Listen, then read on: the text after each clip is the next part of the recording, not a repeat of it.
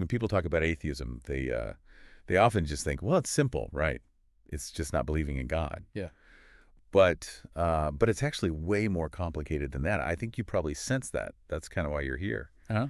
to sort of explore that bigger picture. Yeah, absolutely. And that's really what we're doing today. We're going deep on this book by John Gray, Seven Types of Atheism, which does exactly that. And I think it's important to say right up front, this isn't about, is there a God or not? That's a whole other discussion.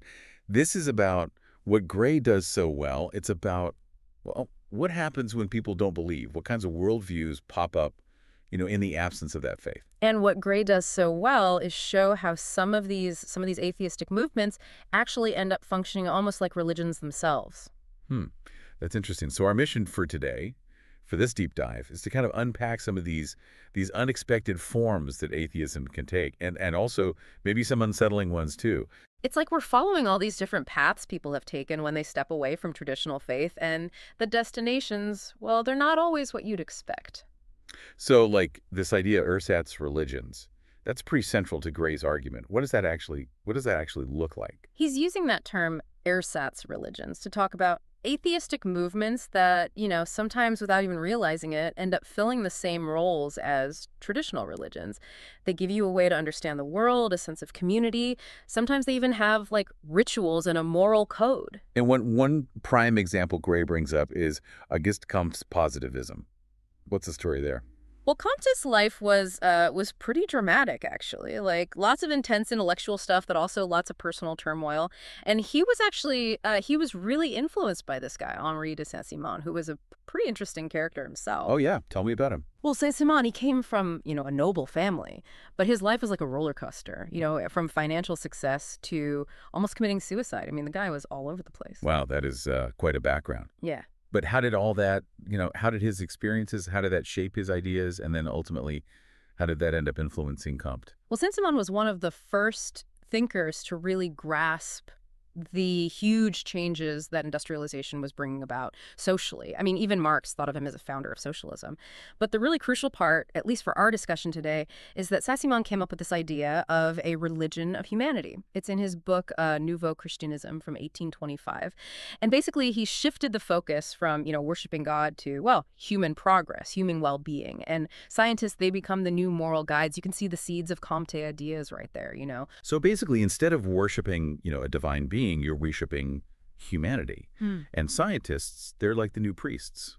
Interesting. So how did Comte take this religion of humanity idea, and how did he actually put it into practice? He got really systematic about it. It's kind of amazing. Like, he created a whole new religion from scratch. It had, a church hierarchy, a calendar where saints were replaced with figures like Archimedes and Descartes, daily rituals. He even had one that involved phrenology. Can you believe that? Yeah.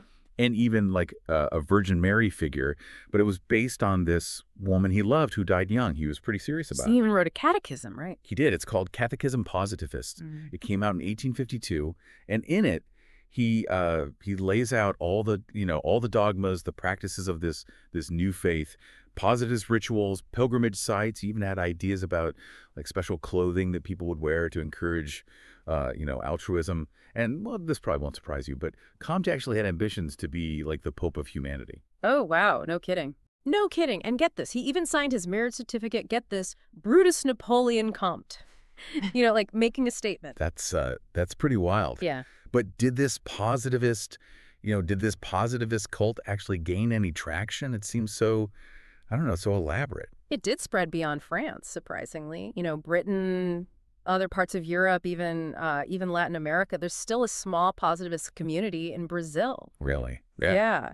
And, it had a big impact on a lot of the leading intellectuals in the 19th century. And it really, really influenced the development of secular humanism. And this is where it gets, I think, really interesting, because Gray says that the new atheism that we see a lot of today, it's actually, well, it's just a rehash of this 19th century positivism. Exactly. The new atheists, they tend to They tend to zero in on these specific parts of religion. They often misunderstand them, and it's because they're treating religion like it's just a failed scientific theory that needs to be, disproven. Like, it's just a bunch of outdated science. Right. And as Gray says, that's just a really Victorian way of looking at things, that whole science versus religion debate. If we bring this into a more contemporary space, think about memes. Gray says that's another example of this kind of underlying positivist tendency. Right, so how does that work? He compares them to Wittgenstein's logical atoms, Yeah. right? Things that sound good in theory, but, they don't really have any real-world examples. The big problem with memes is that they don't have the same scientific foundation that genes have. Genes, they're actual physical things with a clear way of, replicating, getting passed down. But memes, they're way more abstract, and there's no real scientific explanation for how they spread from one culture to another. So without a clear way of measuring them or even knowing how they, how they work, this whole theory of memes, it's not really scientific, is it? It's more like a way of just reinforcing that idea that everything can be explained by evolution, even culture. Exactly. It's like it's like that old it's like that flawed science of phlogiston. The theory of memes, at least according to Gray, is just as it's just as unfounded. Morality. Now, I think a lot of people, especially if they're new to thinking about atheism, they might think that if you reject God, well, then obviously everyone's going to agree on what's right and wrong ethically. Is that really how it works? That's such a good question. And Gray's point is there is no one atheist ethic. Just because you don't believe in God doesn't mean everyone suddenly agrees on the right way to live. So historically, can you give us some examples of that? Think about Karl Marx and Bakunin. For them, believing in God was actually a problem. It got in the way of, human solidarity, creating a just society.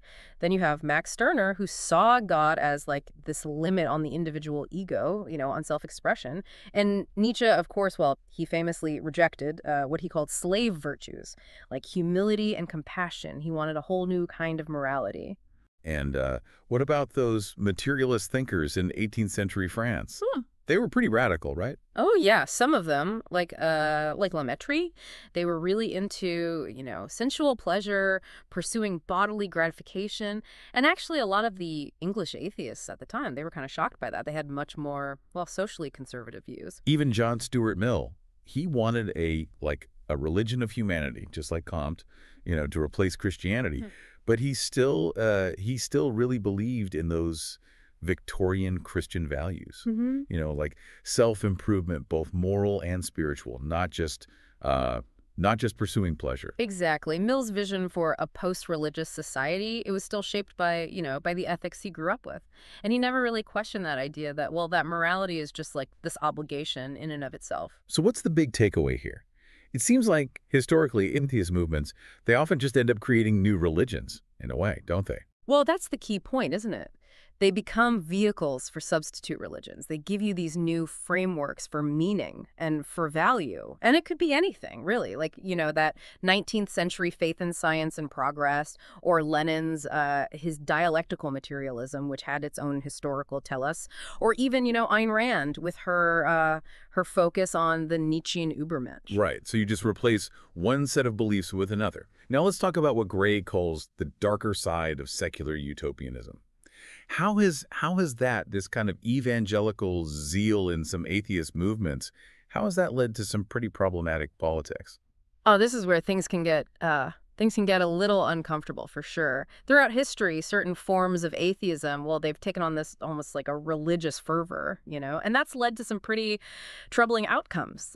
Think about the French Revolution and that whole cult of reason and humanity. They wanted to, liberate people from religious dogma, but they ended up being pretty violent themselves, didn't they? They did. They suppressed religious institutions, looted and destroyed places of worship, all in the name of, this new secular ideal. And then, of course, you have the even more extreme examples of the 20th century. Yeah. Like the Soviet Union. Yeah. Their campaign for scientific atheism ended up persecuting religious believers. Clergy were disenfranchised, and hundreds of thousands died, executed, sent to labor camps. And then there's Mao's China. They destroyed temples, almost wiped out Tibetan civilization, all in the name of, a secular revolution. Right.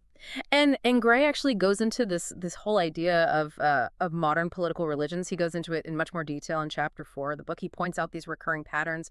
And what's really striking is how these modern revolutions, they're connected to much older beliefs. Yeah. Like medieval millenarianism. So instead of, God bringing about a perfect world, it's now humanity that's going to do it through, often through some kind of revolution. Exactly. The whole idea of creating a perfect society through human action, it becomes the central thing. It's like an echo of those earlier religious beliefs. Yeah. An imminent and total transformation of the world, just without God. Let's talk about this idea of progress. We tend to think that civilization is always moving forward, getting better. But Gray challenges that, doesn't he? He does, and he points out that, that religiously motivated violence, it didn't just disappear with modernity. It was often replaced by violence fueled by these new secular ideologies like, Jacobinism, communism, Nazism, and even some aggressive forms of what some people call evangelical liberalism. It's all led to conflict and destruction. And it's not just, something for the past, right? He talks about, like, present-day Islamist movements. They blend elements of, Leninism and fascism. Right. And what's even more disturbing is how Gray points out that things like slavery and torture, practices we thought we'd left behind, they're coming back. I mean, torture was condemned for centuries, and now even leading democracies are doing it again. It really makes you question this whole straight line idea of progress. It does. And it's fascinating how this idea of progress in the West, it actually comes from some pretty unexpected places, specifically from the evolution of Christian theological concepts. And how does that work? How did the idea of humanity progressing, how did that come from, from this concept of God's self-recognition?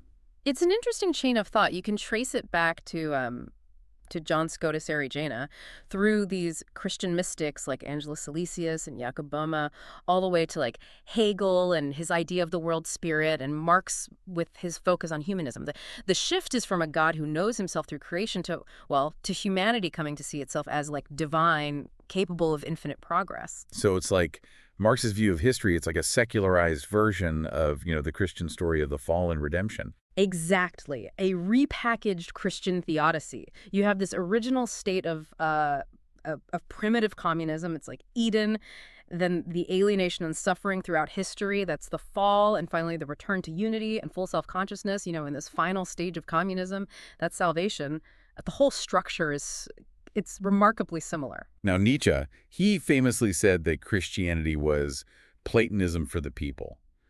And Gray says that, that description actually fits secular humanism even better. How so? Well, Nietzsche was saying that just like Plato believed in this higher realm of, perfect forms, Christianity is like a simpler version of that. It's got a perfect God and a heaven. It's easier to understand. And Gray is saying that secular humanism does something similar. Right. So instead of God having this grand plan, now it's humanity that's destined for, some kind of perfection. The core belief in secular humanism, it's that there's this inherent logic driving history towards a better state, whether it's through technology and class struggle, like the Marxists believe, or through, the steady increase of knowledge, like a lot of liberals argue. But without a divine purpose, without a God making it all happen, there's no real reason to think that history has to follow any kind of logic, or that it has a predetermined goal. So secular humanists, they're kind of projecting this belief in progress onto the messiness of the real world. Right. They take this religious hope for salvation and they put it into the secular realm. They're putting their faith in humanity's ability to create, its own paradise on earth. Okay, let's talk about John Stuart Mill. Gray calls him the saint of rationalism, which is, that's quite a title. Yeah. But even Mill, even this champion of reason, he had his doubts, didn't he? He did. Mill was a staunch rationalist, but he also, he lived a pretty unconventional life. I mean, he was even arrested for distributing information about contraception. No kidding. No kidding. Yeah. And his relationship with Harriet Taylor, intellectually, was very rich, but it was also far from, from what society expected at the time. And his time in Parliament, that showed he was really engaged with the practical side of things, not just abstract philosophy. So he wasn't just some ivory tower intellectual. He was out there in the world getting his hands dirty. Exactly. Now, Mill was raised without any religious faith, and he had what he called a crisis of faith. But it wasn't about losing belief in God. It was about utilitarianism, Jeremy Bentham's philosophy of the greatest happiness of the greatest number. Right, and that's based on this idea of the hedonistic calculus, this very rational way of figuring out the best course of action by, weighing pleasure against pain. It sounds very, very Spock-like. It does. So what caused Mill's spiritual crisis, within this very rational utilitarian framework? It's a good question. What did happen? Well, he realized that this focus on social reform and, on this rational calculation, it had left him emotionally empty. He said he was reading Marmontel's memoirs and he was suddenly hit with this wave of sadness. And he realized that his capacity for feeling, well, it hadn't completely disappeared. It was like he realized that pure reason just wasn't enough to fulfill, to fulfill all of human needs. And at first, Mill thought that Comte's philosophy of progress, this idea that history goes through these rational stages, he found that appealing. But then he rejected it pretty strongly. He did, because he saw it as a threat to individual liberty. Mill was really worried about Comte's idea of a highly structured society, that it would stifle individual thought and expression. So how did he reconcile his belief in societal progress with this strong commitment to individual freedom? That seems like a pretty tricky balancing act. Well, that's where On Liberty comes in. It was kind of a direct response to the potential for tyranny that he saw in Comte's ideas. But even Mill's defense of, of individuality, it wasn't universally accepted. Right. Like Alexander Herzen. Yeah, Herzen said that most people, well, they don't really value individuality as much as Mill thought they did. He said a lot of people, they actually prefer to just stick with what they know, what's comfortable, what's predictable. They don't want all the, the challenges of radical individualism. It's easier to just, stay asleep. Exactly. And Gray challenges Mill's faith in human progress. He asks this really pointed question. In what meaningful sense is a Nazi, a communist, or an Islamist more advanced than an ancient Epicurean, Stoic, or Taoist? It's a pretty provocative question, isn't it?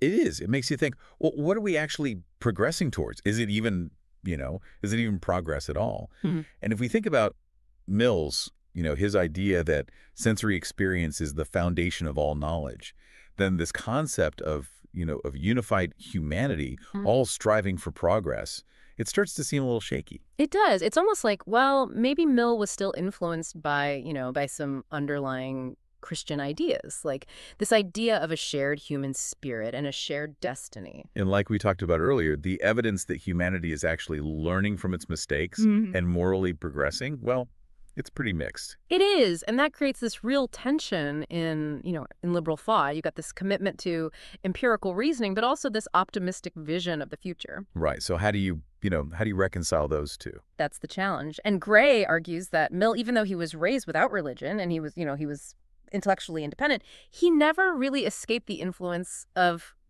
those Victorian Christian values. Even in his essay, The Utility of Religion, he just seems to assume that there's this core Christian morality that everyone, every good person just naturally agrees with. And it's interesting that Mill, he was writing, before a lot of the newer discoveries about the Bible were made. But he seems so sure about, what Jesus really said and his assumption that everyone just naturally agrees with Christian morality. Well, it kind of ignores all these other ethical systems that are out there. And the really big question, the one that Mill never really answers is, why should they put the good of everyone else above their own self-interest? Right. Why should they even care about being moral? That's a huge problem for any ethical system that's based purely on reason. Like, if there's no God, no ultimate authority, then why be good? Now, Henry Sidgwick, he struggled with this, didn't he? He called it the dualism of practical reason in his book, Methods of Ethics. Yes, Sidgwick was really wrestling with this inherent conflict between, pursuing your own happiness and the demands of universal goodness. And he pointed out that reason alone, it just doesn't tell you which one should come first. And he even questioned whether it's even rational to value your future self more than your present self, unless, of course, you believe in some kind of soul, some kind of identity that, that survives death. Right, which is often a religious idea. And what's fascinating is this anecdote about, about that posthumous Sidgwick text that was supposedly received through a medium. Even in the afterlife, he was still struggling with this great problem of ethics. So even death doesn't give you the answers, huh? Apparently not. Now, Bertrand Russell, he was another, giant of rationalism. But what were his thoughts on all of this? Yeah, what did Russell think? Well, Russell, just like Mill, was a big believer in empirical evidence, but his belief in progress, it wasn't always Well, it wasn't always based on, on hard evidence. Hmm. And that created this tension in, in the liberal thought of that time, this commitment to empiricism, but also this kind of unquestioning faith in progress. But Russell also had this mystical experience, right? Yeah. Back in 1901. He did. He was visiting the sick wife of his collaborator, Alfred North Whitehead, and he was suddenly overcome with this feeling of human loneliness and this longing for a kind of love that went beyond the individual ego. It really shook him. It challenged his whole worldview. And then he turned to mathematics, right? He was searching for this realm of perfect knowledge, almost like he was, trying to replace his lost faith with mathematical certainty. Yeah, it was like he was on this, this underlying religious quest. Even though he was, he rejected organized religion. He even wrote a novel where the protagonist finds peace by accepting a spiritual reality. Oh, really? What was it called? It was called The Perplexities of John Forstis. But later in life, he kind of dismissed it. He said it was too favorable to religion. So why do you think Russell, who was so skeptical about so many things, why was he so uncritical of his own hopes for a better world? Like, why did he think reason could actually achieve that? That's a good question. The ancient Greek Pyrrhonists, they were much more detached. They didn't really believe in trying to change the world. Right. It was more about just, accepting things as they are. Exactly. Now, in 1928, Russell actually said he believed that scientific philosophy could create a new ethic and transform the world into a paradise. Wow. That's a pretty bold statement. It is, especially considering that Russell himself often said that, that reason is ultimately subservient to our passions, to our desires, and that reason can't really change our goals. So was he just being naive? Well, Gray suggests that, that for all his philosophical brilliance, Russell may have been a bit politically naive. He did get disillusioned with the Bolsheviks, right? After initially being hopeful. He did. And then it's interesting, he kind of went back to more traditional political hopes when he visited China. He started advocating for international socialism. So it's like this constant back and forth, wasn't it? It was. He never really seemed to find peace with it. He was constantly struggling between his skepticism and his belief that reason could really change things. It's almost like, well, maybe his friendship with Joseph Conrad, who had a much more, much darker view of human nature, maybe that was a reflection of some subconscious awareness of the potential for disillusionment. That's fascinating. So getting back to morality, Gray says that Sidgwick and Russell, they actually had, much more radical and skeptical views on the whole concept of morality than Mill did. They did. They really questioned whether there even is such a thing as a universal moral code, much more than Mill, who was still working within a framework that was really influenced by Victorian ideas. Right. So for Christians, morality is based on, God's laws. But the ancient Greeks, they had a different approach, didn't they? They did.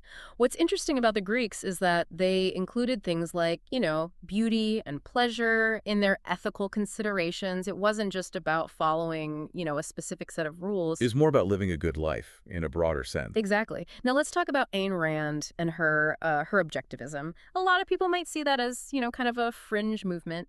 But Gray says it's had a surprising amount of influence, especially in America. Really? How so? Well, her philosophy, with all that focus on individualism, it's actually resonated with a lot of political movements in the U.S., like the Tea Party, for example. And even some prominent politicians like Senator Rand Paul, they've said they admire her, and Alan Greenspan, the former Fed chairman. Right. He was actually a big follower of Rand's ideas, although later he admitted that his whole free market ideology was, well, it was flawed.